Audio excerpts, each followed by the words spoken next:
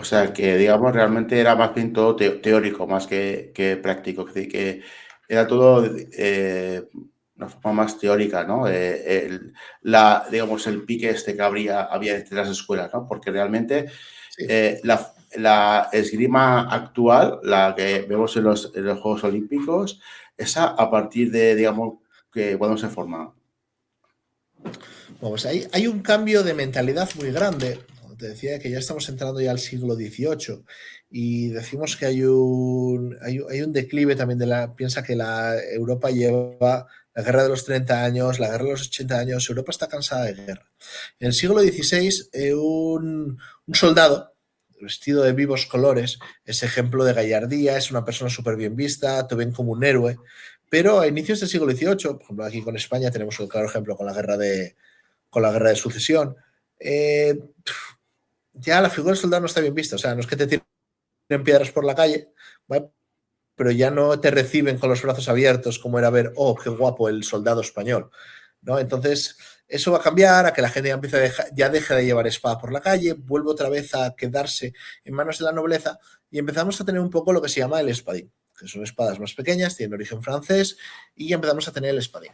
También en el siglo XVIII, que aquí ya entramos en lo que se denomina la doctrina mixta, porque cuando ya tenemos espadas mucho más ligeritas, la verdadera destreza que se basa en moverse en círculos, en apartar la espada del otro, cuando tienes una espada tan ligera que si te la intentan apartar, pues te puedes escapar fácilmente, pues ya no empieza a funcionar tanto. Entonces ya le llaman la doctrina mixta de esgrima española, italiana y francesa, que básicamente española lo que se queda sobre todo con el nombre para poder autojustificarse de no, yo estoy haciendo esgrima española y esto es verdadera destreza. Lo que pasa es que el señor que hablaba 100 años antes de esto está equivocado por no sé qué, no sé qué, no sé cuánto. No eran conscientes de que la espada que ellos usan ya no es la misma espada que se utilizaba hace 100 años.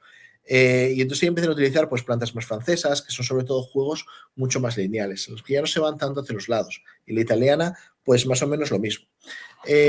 Como todo el juego del honor y demás se empieza a perder un poquillo, ya se inventa el florete, que es la versión, como los que tengo por aquí arriba, que es una versión pues más ligerita del espadín para entrenar. Ya se inventa la careta de esgrima y todavía no podemos hablar, por supuesto, de esgrima deportiva.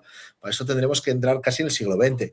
Pero ya hay una forma de entender la esgrima de una forma lúdica y menos peligrosa para practicarla. Hay que pensar que yo cuando lucho con espadín o lucho con florete, es una espada en la que sé que no me va a hacer daño. Si voy con una espada de 2 manos medieval, tengo que llevar muchas protecciones encima.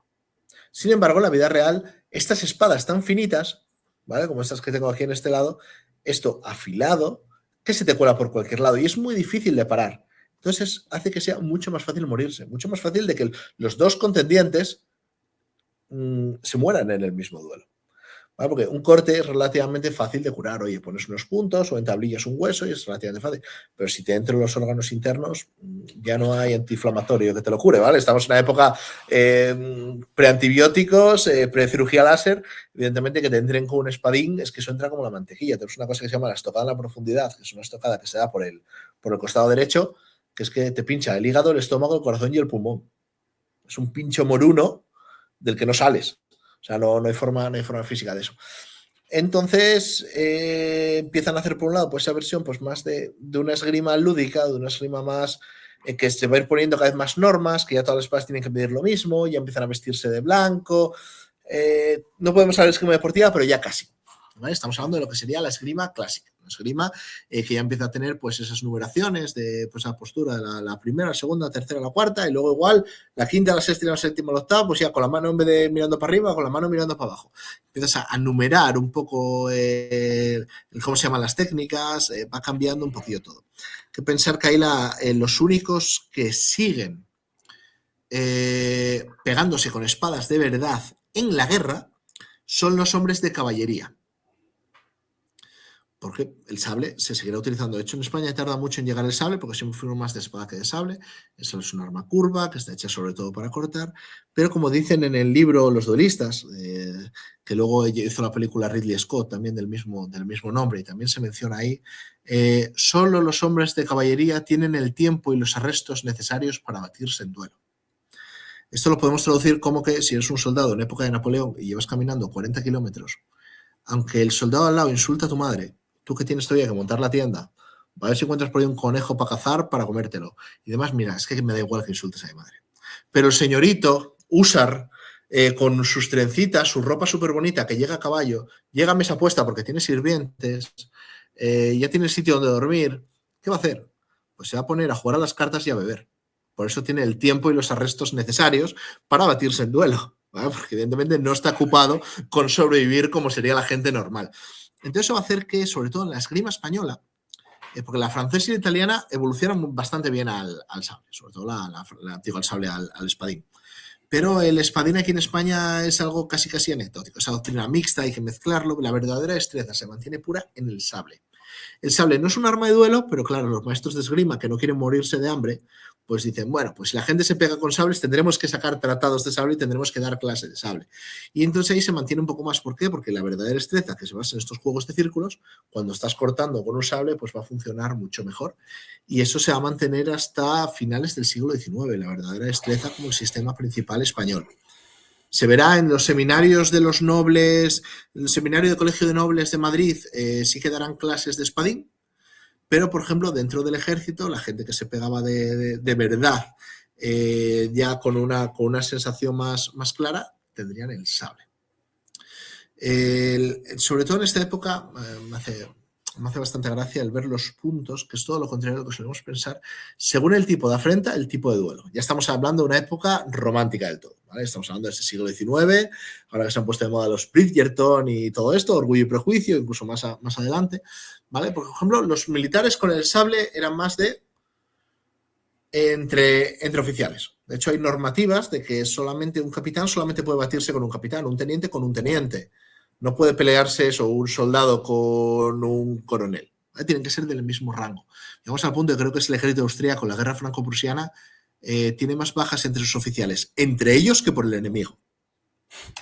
¿Vale? Lo cual dice mucho también de cómo seguía pensando la gente y un poco lo mal de la cabeza que estaban estos oficiales.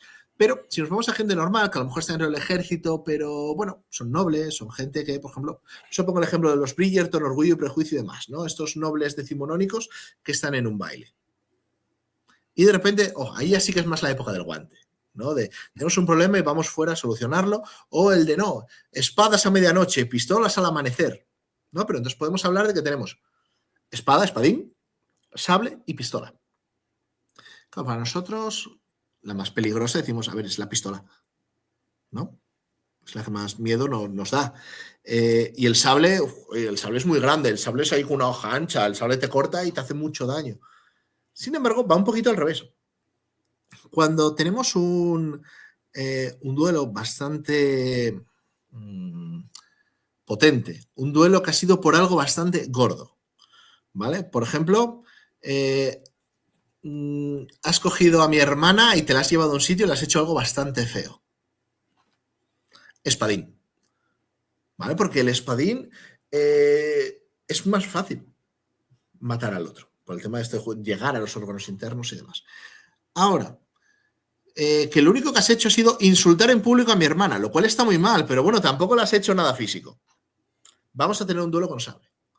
Vamos a tener un duelo en el que te voy a hacer daño, va a haber un médico presente, va a haber unos padrinos y demás, pero lo más probable es que sobrevivas. Bien, ahora, en ese mismo baile, tenemos un problema tú y yo, porque tú me empujas o simplemente me insultas a mí, que ya no es lo mismo mi honor que el honor de mi hermana, o el de mi mujer o el de mi madre, ¿no? Pero bueno, con el tema de las mujeres siempre sabemos que los duelos siempre iban un pasito por delante. Entonces tendríamos el duelo a pistola. El duelo a pistola, claro, tú con la espada, pues es que yo soy muy bueno usando la espada, y entonces yo sé que puedo ganarte. Pero con la pistola, tú, por bueno que seas, es que el otro igual es igual de bueno. Y tú no te puedes mover. Entonces es posible que nos matemos los dos. Entonces, básicamente, el sacar la pistola y enfocarnos el uno al otro, lo típico de dar los 10 pasitos y luego girar y a ver quién dispara primero, es un voto de confianza. Es yo estoy poniendo mi vida en tus manos, tú estás poniendo tu vida en las mías, vale, tienes un par. ¡Pum! El 99% de los duelos a pistola terminaban con un disparo al aire. No porque fallasen, porque es verdad que no es como una pistola moderna, fallaron un poquito más, pero simplemente era más eso, pues un voto de confianza, una forma de demostrar hombría, porque allá sí, un duelo al fin y al cabo es tomarse la justicia de una forma personal. Pero ahí ya el que el Señor interceda, que Dios interceda por ver cuál de los dos es el mejor hombre, con la pistola ya no tiene tanta cabida Dios ahí. Porque ya, como suele decir, Samuel Colt nos hizo todos los hombres iguales, ¿no? Entonces eso va a cambiar un poco la forma de tener. Por supuesto, los duelos del oeste y todo esto cambiaría, ¿no? Pero en estos duelos de baile suele llamar la atención que precisamente la pistola sea para los duelos menores. Joder, pues, pues mira, pues una cosa que había pensado que al revés, ¿no? Vamos, que se mataban a mosquete ahí todos. Tengo una curiosidad que es que leyendo esto, ¿no? Me ha salido como un tema de esgrima filipina. Incluso he mirado vídeos de esto. ¿Qué tiene que ver la esgrima, digamos, filipina, que se llama también esgrima, con kilo? Tiene que ver con Europa. ¿Tiene algo que ver con que Pues Filipinas fue parte del Imperio Español? ¿No tiene nada que ver? ¿Es posterior? sí, sí tiene que ver. Al fin y al cabo las Filipinas se llaman así por Felipe II. Y ahí, pues, los asentamientos españoles, evidentemente, ahí existía ya una tradición, pues, evidentemente, marcial, ¿no? De cómo entrenaban esos guerreros más tribales, que podían tener precisamente que ver con una forma de entender la guerra y el entrenamiento a lo que eran las sociedades de edad del hierro y demás. Y un momento que entran en contacto con los españoles, esto se empieza a mezclar con todas estas sociedades criollas, ya descendientes mezclados entre nativos españoles y demás, se empieza a desarrollar la esgrima. O sea, ahí también es un poco la deformación de la palabra esgrima, viene de la palabra española esgrima. Tenemos algunos nombres que se forman de una forma similar, hay muchos cortes, que esto sobre todo busca mucho jugar con cortes bastante diagonales y demás, y con los movimientos, sobre todo los movimientos de los pies, hay algún nombre que también coincide, se nota que es un poco heredera, tampoco es un que sea verdadera destreza ni nada similar, pero bueno, sí que se nota que en parte su origen, evidentemente la circunstancia, la forma de entrenar con palos principalmente, más que con una espada, que tiene un juego más de punta, pero se nota una clara influencia desde la llegada de los españoles a la creación de esta esgrima, de este cali, de este juego con palos. Sí que tiene en parte su origen a este español y de hecho sobre todo aquí en España, hay muchas escuelas que se dedican a la esgrima filipina que siempre tienen pues ese punto de comparación, de relación con la verdadera destreza.